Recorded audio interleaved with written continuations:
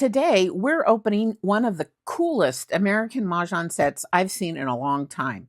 My wife picked this one out herself, and it has serious mid-century Palm Springs vibes.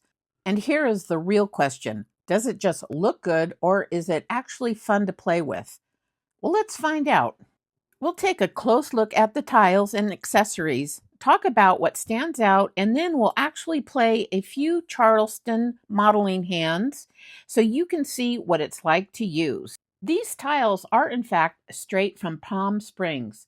They're sold at the store, Destination Palm Springs. There are 3 layers. You can see there a white, a light orange, and a darker orange. The tiles come in this unique acrylic case with the buckle-like front locks. As you can see me there, I'm unlocking those buckles and opening it up. Let's take a look at these tiles. The tiles do come nicely wrapped, which you'll see in a second. Unfortunately, the first time I filmed the unwrapping of this case, I may not have actually filmed it. I may have forgotten to hit record. So at any rate, this is a recreation. Here is a legend of all the tiles. We have the cracks, the bams, the circles or dots. We have the winds, flowers, and jokers. And this is a little blurb that they wrote. If you want, you can pause this and read it, giving a little backstory behind the creation of this set. First up, let's look at the bams. I love how they did the one bam, which is just one bird there, representing the one bam. And their dragons are great. They're labeled correctly. So the dragons are labeled green, red, or white. Very easy to read, very traditional, yet very mid-century modern. So I love the detail on this set. And here we have the dots. Again, you have the white dots. We have the white dragons labeled white, easy to understand. And here are the cracks. And again, you have the red dragon labeled red, very easy. I am just grateful they didn't label the dragons incorrectly. And I love the winds here. If you notice that little black dot, it is the direction of the wind. So north is, the black dot is north. East, the black dot is east, west, and south, and so on. And then the flowers you have there, and jokers. And of course, you get your extra blank tiles in case you lose a tile or two, which hopefully you won't do.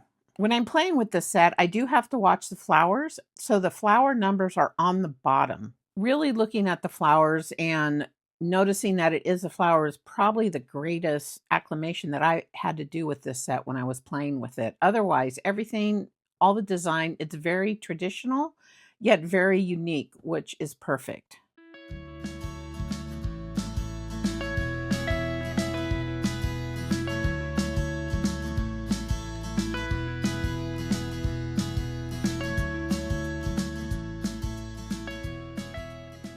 The neoprene mat that I'm using here was also purchased at Destination Palm Springs. And of course, as you can see, it matches perfectly with the tiles. And the border design also matches with the jokers. It's really a great combination. And again, very mid-century modern vibes with this set. At this point, we're moving into some Charleston modeling. I am going to play the Seat of East, so I will be picking out randomly 14 tiles. And I will be doing the Charleston, the right over left, left over right. So that will be 6 passes, and I may or may not do the optional. And I will pick the 3 passes randomly from the pile in front of me, which is kind of a messy Mahjong Charleston. So when I pick out the passes, what's coming in, if I get a joker, I put that back because jokers are not allowed to be passed in the Charleston. Players can pass any tiles in any combination they want during the Charleston. They just cannot pass the jokers. There are also optimal passes and less optimal passes. Now remember, the goal is always your hand development. So one of the not so optimal passes is passing flowers, because they're needed all over the card. And sometimes it's hard. Sometimes you do have to pass a flower. I remember I was really trying to decide which way to go here. So I had 7s and 9s. I have a lot of jokers, which is great. So I could have jumped up into the quints. I'm thinking probably like numbers area, the sevens. So I let go of my 1 bam, my green dragon, and I'll be letting go of the 9 crack. I don't want to pass 9 crack and 9 bam together. I also don't want to pass same suits together if at all possible. So I'm also thinking defensively of what I'm passing. Oh, look at that. I got a 7 bam. Great. All right. So I will be adding that 9 bam to the next pass of 3 crack, 5 bam, 9 bam.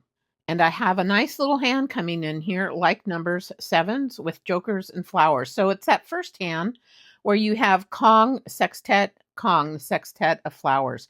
And what's great about that is you only need 2 like numbers. So I don't need to get a 7 dot. I can do this hand with the 7 cracks. I'm speeding it up here as nothing really interesting comes in or makes for a difficult decision.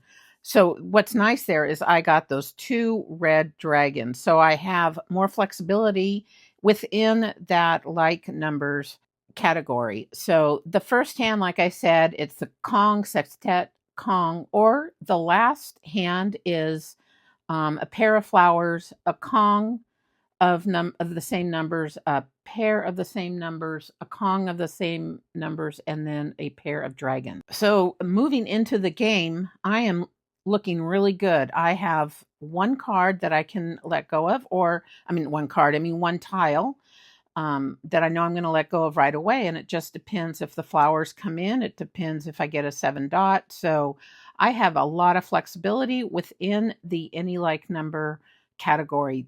That's a great start. That first hand there with the 6 flowers, that's worth 30 points and it's an open hand. So I can, or it's a hand I can expose. So that's a great start. We are moving on to the second Charleston modeling hand. And let's see what we get. Again, I'm going to take the seat of East and pull 14 tiles. This was a really tough hand for me, and I'll highlight that for you as we start moving into the hand. And what I pass during this Charleston is something I would never, ever do in a tournament. So in a tournament, I would be passing a lot more defensively than how I am passing during this Charleston practice. So right now, what I'm seeing as a possibility is like numbers, the 2s. I'm really not sure because I do have a pair of 2s. I have that 1, 2. I also have a pair of 6s. So it's really figuring out which category do these tiles fit in the best. So I wouldn't even say 2, 4, 6, 8 because I don't have 4 or 8. So I'm just moving the green dragon over there as a possible passing. I'm not sure yet. So I'm going to let go of those 3 just because they're not helping to build a hand in any way. So I'm fortunate to have 2 jokers. Okay, so we do have 2, 4, 6. I don't have an 8. So I have a 5. All right, so there is a possibility of consecutive run. 4, 5, 6. I have the dragons. So that could possibly be the dragon hand. I have a flower. So technically, I don't have a gap with that bamboo. If I did consecutive run, that dragon hand, which I think I will be putting up on the screen to show you which hand that is. Now I move those 2 bams over because I don't have a 3 bam. That's the gap. I could do 4, 5, and 6. There we go. So that's the hand I'm looking at. We have a pung of flowers, a pair, pung, and then a Kong of like dragons. And because I have tiles that are really strong in that hand, that's kind of a hand I'm moving towards. And as I've said many, many times, is don't pick a hand so early. But I would go in the consecutive run. I can pivot around in the consecutive run. So my dilemma here is letting go of the 2s. What I have up there moving into consecutive run is really my best choice. I have no gaps, but yet I have 2 cracks and 2 bams I need to figure out how to let go of and yet keep building my hand. I hate passing pairs. You don't want to be doing that. it's a very, very risky pass because you could really be helping to build someone's hand. In a tournament, I would never be passing pairs.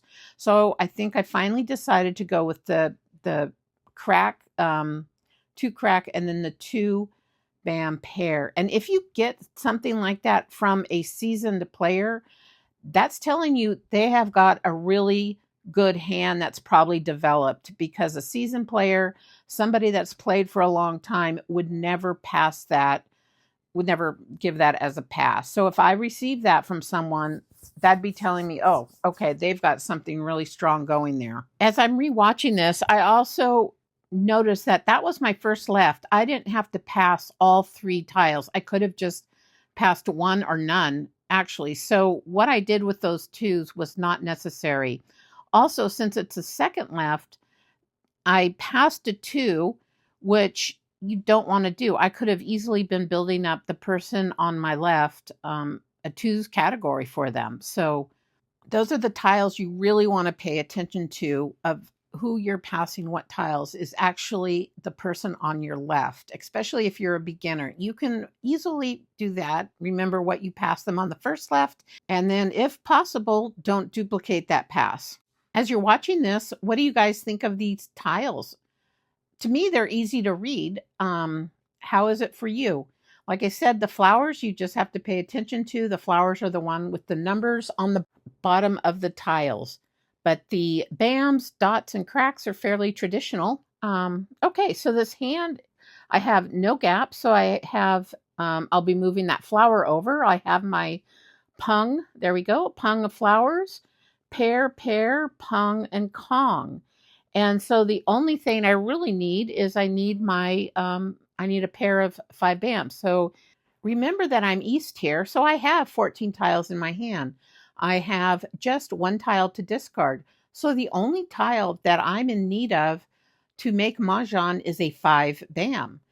I love seeing how these hands move and change. At the beginning, I was a bit clueless where this was going, and at the end, I have a really solid hand. The only thing is I need a pair. I need a 5 bam. I can't use a joker there, but this is a solid hand moving into the game. I'm very happy with this. So in this Charleston modeling, I really focused on hand development, even though it meant that I had to give the person to my left some very risky tiles.